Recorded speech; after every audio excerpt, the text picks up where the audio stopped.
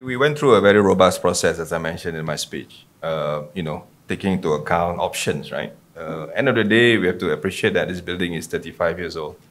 And for us to upgrade this building and to make it a platinum building, again, consistent with aspiration for sustainability, it's going to cost a lot of money.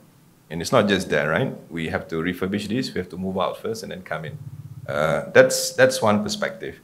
The other perspective is that's why we emphasize when we wanted to go into this building, we must also make sure that this building is tenanted as well.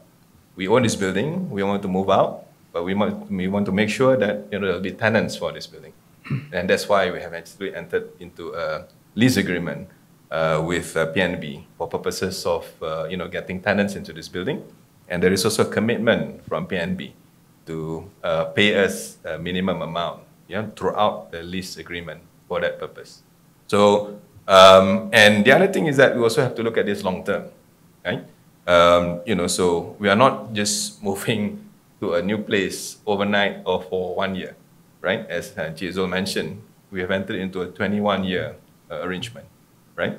And we believe that over the 21 years, and we have done the math, right, in terms of looking at whether we tear this down, we build another building, things like that, it is still preferred for us to, occupy a new building that, again, is very much, that will represent the brand of Maybank, right, being the biggest bank and, number 4 in ASEAN as well.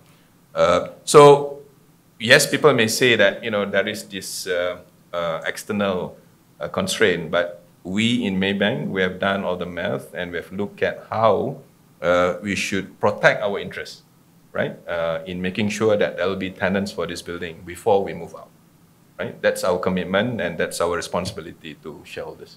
I think globally, and you can see in many large cities around the world, high-quality companies are looking to relocate to high-quality buildings that exhibit the highest levels of sustainability and ESG standards.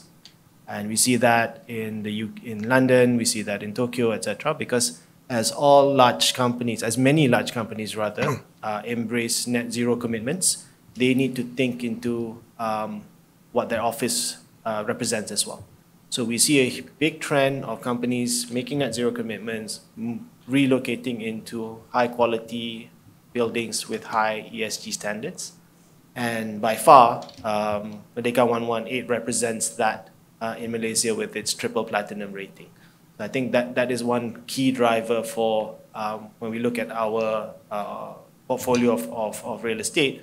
One of the key drivers that a lot of companies are looking at is how sustainable is their current existing building, and where can they move to